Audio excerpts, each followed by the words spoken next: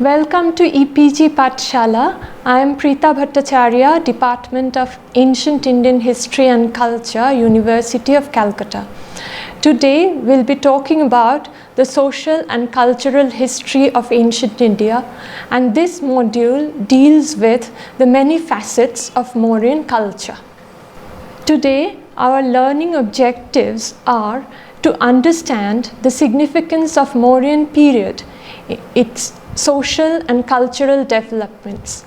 We are also dealing with the sources for the study of cultural history. We'll be talking about the religious developments, taking into account the Brahminical, Buddhist, Jain and Ajivik religions. We'll also be talking about the new concept introduced by Ashok, Dhamma of Ashoka.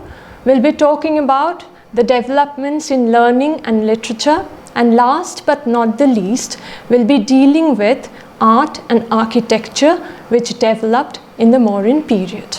At the very outset, we have to understand that the emergence of the Mauryan Empire in 4th century BCE ushered in a completely new notion of the state and a new kind of material culture based on an expanding agrarian resource base.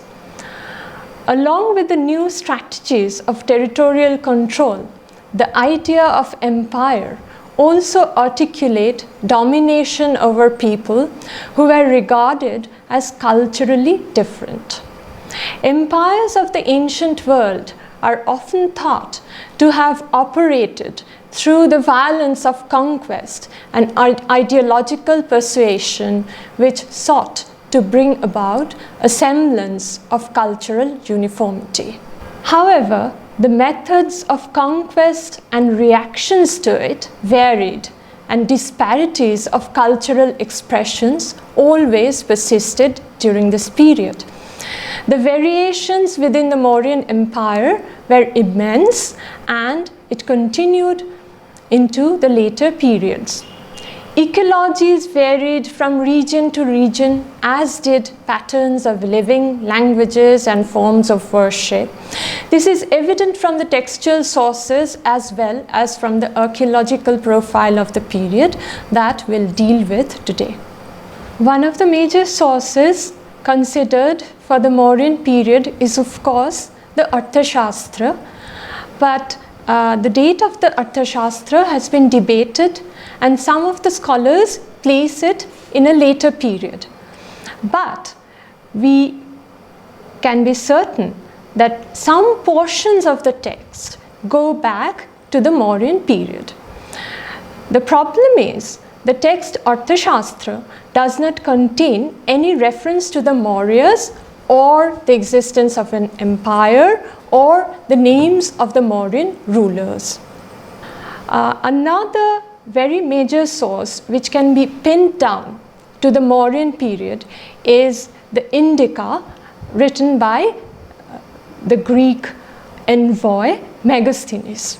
The book itself is completely lost, but large extracts from the books are preserved in later works of Greek and Latin authors like Diodorus, Strabo, Arrian and Pliny, to name a few. Since these texts sought to attract the educated Greek audience with sensational details, they left out bits which are considered boring. This is the problem with the text. The other problem is their narrative also vary according to the interest, interpretation and style of respective authors. Other literary sources can be enumerated which refer back to the Mauryan period. The Puranas give the king's lists. Mudra Rakshasa, a dramatic work, is also based on events taking place in the Mauryan period. We have the Sri Lankan Chronicle, Mahavangsha. Fajian and Xuanzang's accounts also refer to the period of Ashoka. The literary sources have been corroborated by archaeological evidence. the most important form of evidence that we have from the archaeological side are, of course, the inscriptions of Ashoka. By nature, the inscriptions of Ashoka can be divided into two categories. One are edicts which are related to Buddhism, and second are the edicts which propagate Dhamma. Most of the inscriptions are in the Prakrit language, and the Brahmi script has been used. Only two inscriptions in the northwest are in the Prakrit language, and the Kharoshthi script has been used. There are a few inscriptions in Greek and Aramaic as well.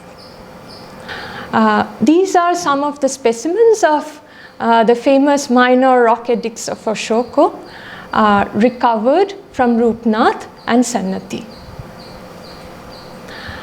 Some of the major rock edicts are also visible from Girnar, Yeragudi, and from the Girnar hills near Junagadh. We also have some sites which have been associated with the Mauryan level. Mostly these sites are the northern black polished ware sites of the Ganga valley. Archaeological remains from Kumrahar and Bulandibagh are associated with the Mauryan capital Pataliputra. Other important sites, of course, include Taxila, Mathura, Kosambi, and Vita, to name a few. Another important archaeological evidence is, of course, numismatic evidence. Punch-marked coins, mostly of silver, continued to be issued and circulated during the Maurya period. Some symbols on the coins have been specifically associated with the Mauryas. These are some of the specimens, some silver punch-marked coins that have been retrieved. These are some of the archaeological sites which have been associated with the Emperor Ashoka. The Sanchi Stupa, as you know, was first started by Ashoka. This is the Sarnath lion capital, which is presently the national emblem of India. And these are some of the freestanding pillars which probably were erected by Ashoka. Now let's move on to the new religious milieu, the specific changes in the religious spectrum that occurred during the Mauryan period. The new religious milieu is typified by the fact that several contending religious sects were coexisting in the Mauryan period. This is very evident from the rock edicts of Ashoka. In Rock Edict 13, Ashoka states that there is no region where there are no Brahmanas and Shramanas who are not attached to one Pasanda or another. In Rock Edict 7, the term Pasanda crops up again. Here, the term Pasanda is expressly concerned with the Buddhist Sangha, Brahmanas, Ajivikas, and Jains. In the Pali text of the Buddhist, the term Pasanda is again visible. This time, it also has a condemnatory tone, and it is being applied to Brahmanas and other non-Buddhist sects. We go back again to Ashoka Rock Edict 12, which seeks to address the coexistence of contending religions. This was apparently a novel situation for which the language itself was unprepared. That is why the term Pasanda crops up again and again in various contexts. Now we'll discuss the specific changes taking place within the Brahminical system itself.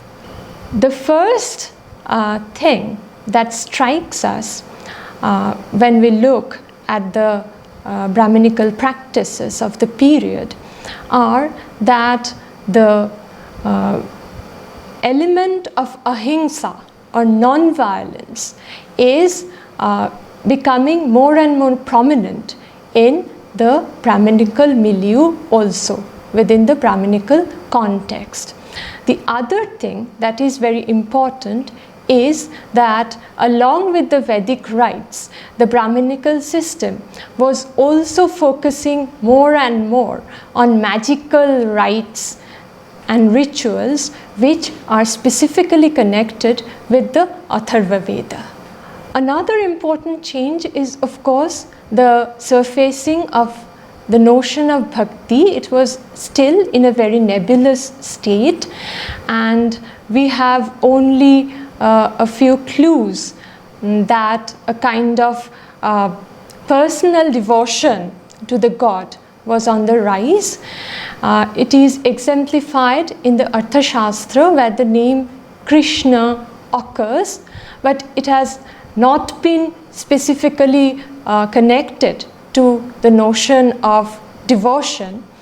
Perhaps in Panini's Ashtadhyayi, a reference to Vasudeva and Arjuna as being worshipped, as receiving reverence, has some glimmerings of the concept of bhakti.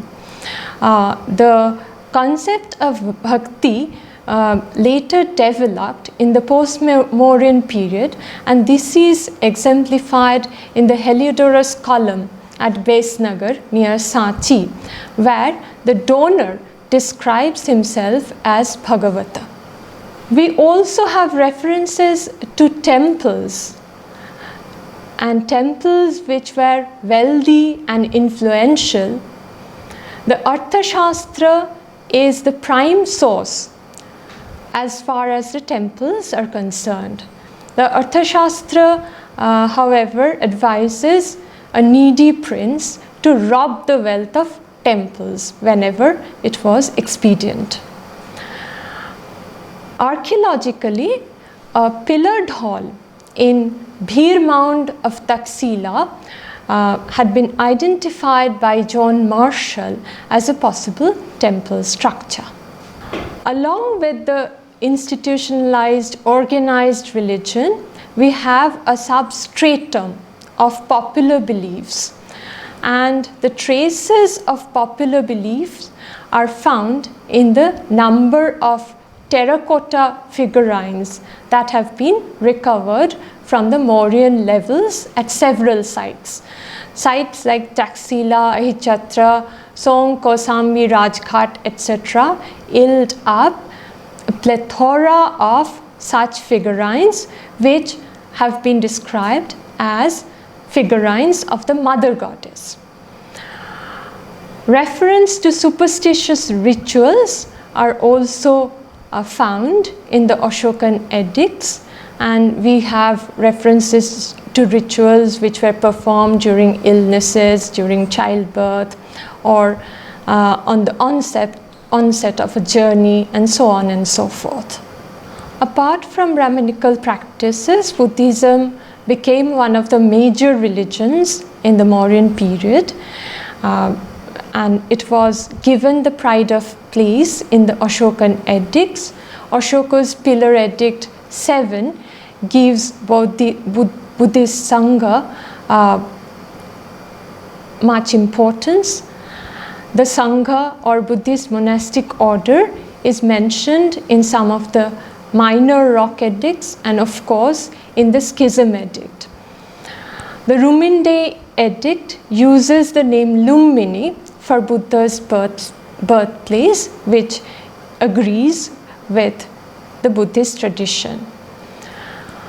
The Nigalisagar Edict describes the building of a stupa, and from this source we can ascertain that stupa building was an established practice. Jainism was a religion that developed quite intensely during the Mauryan period, particularly during the period during the rule of Chandragupta Maurya. But Ashoka also gives due respect to the Nirgranthas among the sects receiving his patronage, and we know that this term Nirgrantha has been specifically associated with the Jains. According to a tradition of the Shvetambara sect, Chandragupta Maurya is also associated with Jainism, and it is said that after a grave famine that occurred in Magadha, a number of Jain monks migrated to Karnataka. We have references to Ajivik practices from Ashoka's pillar edicts, but also we have two caves in the Barabar hills near Gaya, where Ashoka had donated some caves to the Ajivika sect. Later on, we have Ashoka's grandson Dasharatha, who donated 3 caves in the neighborhood in the Nagarjuni hills. This is the Barabar hills, which had been donated by Ashoka. The notion of Dhamma, which is an innovation of Ashoka, cannot be related to any kind of organized religion. This was a discourse on social ethics and sought to weld together the divergent forces of society and give people a common focus and a sense of unity. The most important facets of Ashoka's notion of dharma is, of course, the spirit of tolerance, where it has been stressed that tolerance between people and also between people's beliefs and ideas are especially important. Non-violence is, of course, another fundamental principle of Ashokan Dhamma. Now, from the religious domain, let's move on to the domain of learning and literature. The Mauryan period marks a very important phase in the protracted transition from orality to literacy. Of course, you must be aware that the question of literacy is bound up with the question of the origin of the Brahmi script. Apart from the Ashokan edicts, we have the Mahasthan and Sogora plaques, which roughly corresponds to the Mauryan period, and it records how official matters were carried out through written documents.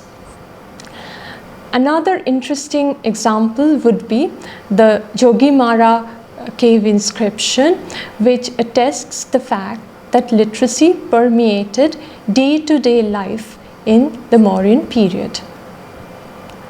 This is the Jogimara cave inscription. The question of literacy is bound up with the question of languages. The bulk of the surviving inscriptions from the Mauryan period are in Prakrit, but there is also evidence of Aramaic and Greek inscriptions in the Ashokan corpus. During the Mauryan times, Tamil language with its distinct grammar and vocabulary emerged in the southern part of India.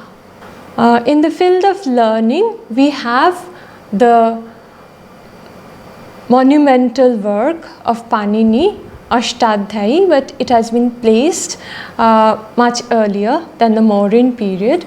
Panini's work was subjected to important re-examination by Katyayana, who can be placed in the Mauryan period. He composed critical glosses on Ashtadhyayi. Of course, Patanjali's Mahabhashya comes later. In the science of polity, Arthashastra is the major work that we have to consider, and we can be certain that the text was completed around 300 CE, but some portions of the text surely go back to the Mauryan period. In the domain of medicine, we have scanty references, but still we can talk about Patanjali, who mentioned the Vaidyakas as established practitioners.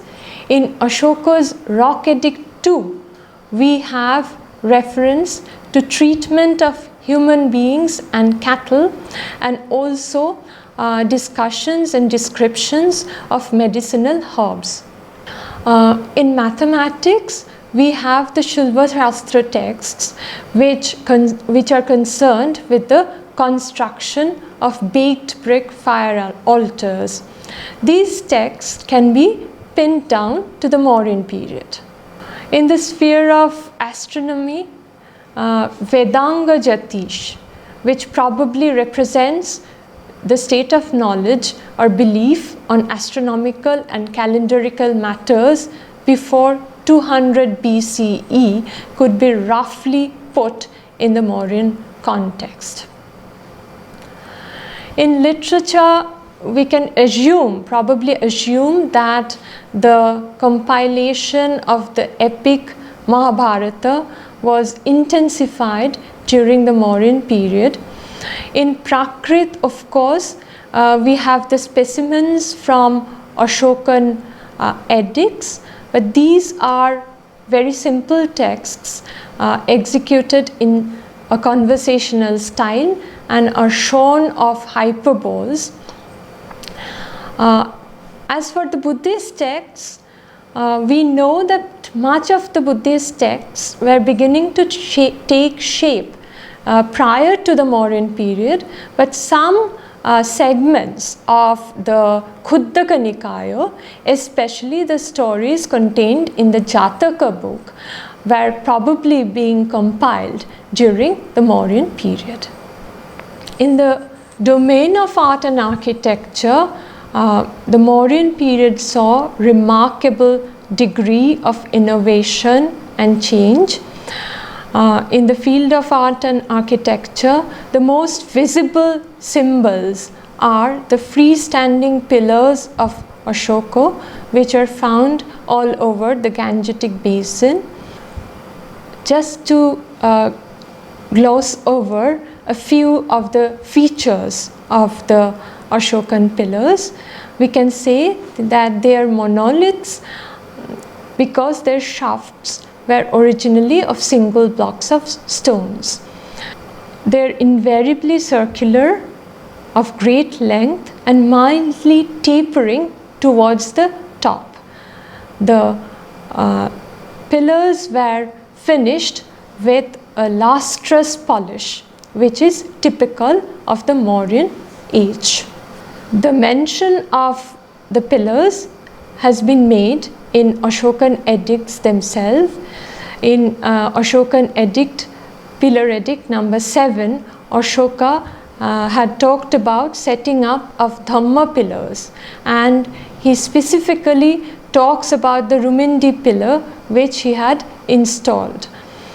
Talking about the development in stone sculptures, the major achievements are to be seen in the capitals of the Ashokan pillars. The animals in relief on the abacus rings include the lion, the elephant, horse, the Bactrian camel, the bull, and wild geese. Apart from them, there are decorative floral motifs.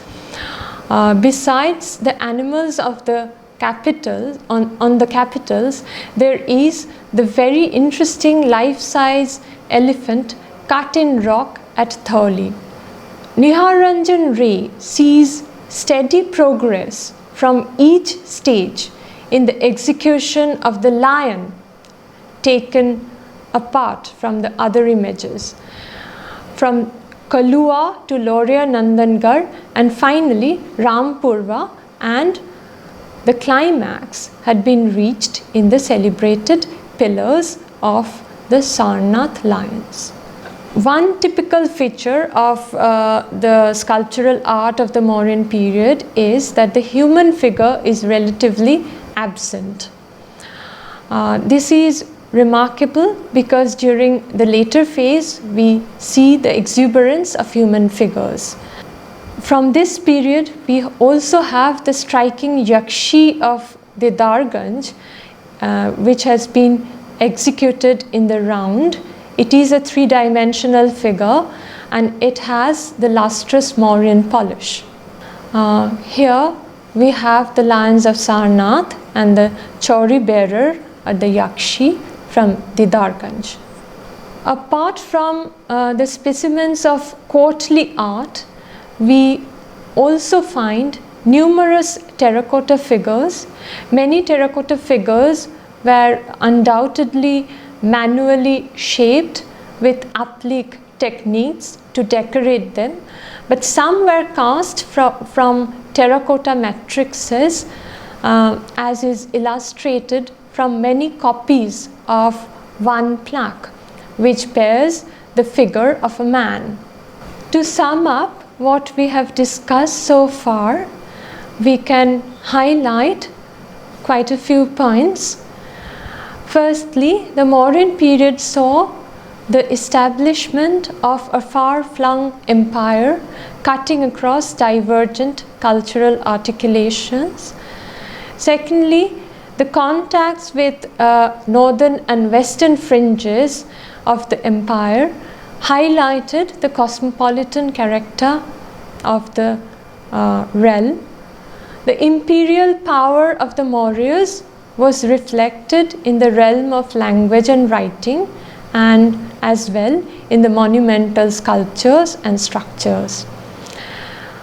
Further, a drive towards cultural unification was perceived on the ideational plane of art and belief, as well as on the tangible symbols of authority.